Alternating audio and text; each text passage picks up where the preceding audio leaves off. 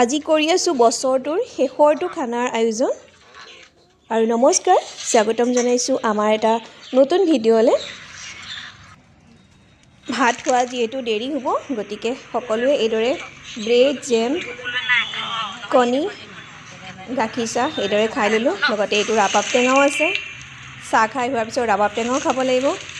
এইফালে দালি বহাই থৈছোঁ, দালি সিজি আছে আৰু লাহে লাহে। আজি খোৱা হ'ব হাঁহে কোমোৰাৰে এসাঁজ।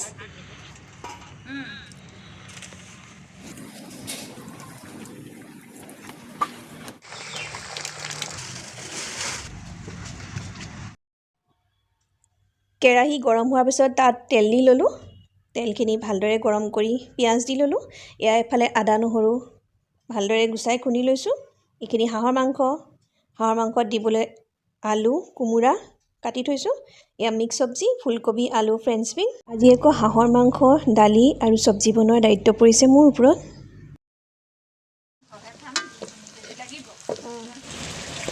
এইটো গোটেইটোৱে দি দিওঁ ন?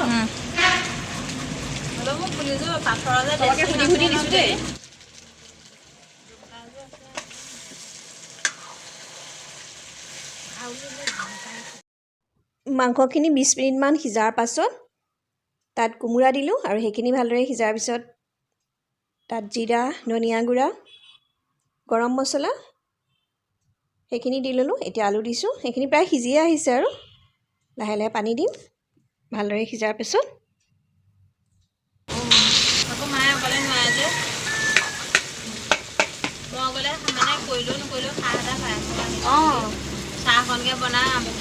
আচলতে আমি খানাটো খোৱাৰ কথা আছিলে পথাৰত, কিন্তু কিবা এটা অসুবিধাৰ কাৰণে খাব পৰা নগ'ল। গতিকে এয়া ঘৰতে আয়োজন আৰু।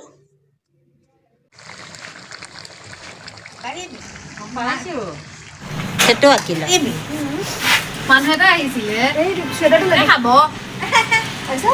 পঠিয়াই দিলোঁ। এই চেণ্ডেলযোৰ ক'ত আছিলে? মই যে দেখা নাই ইমান দিন চেণ্ডেলযোৰ। প্ৰথমতে অলপ অলপ দিছোঁ ন, অলপ ঠিক আছে যে ন। ল'ৰাক ইয়াতে দিওঁ।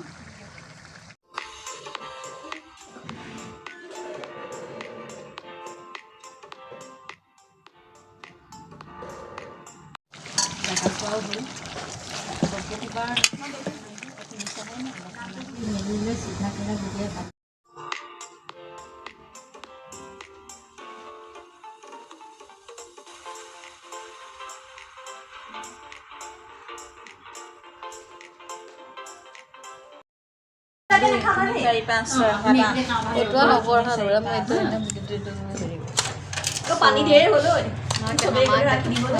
একো নহয়।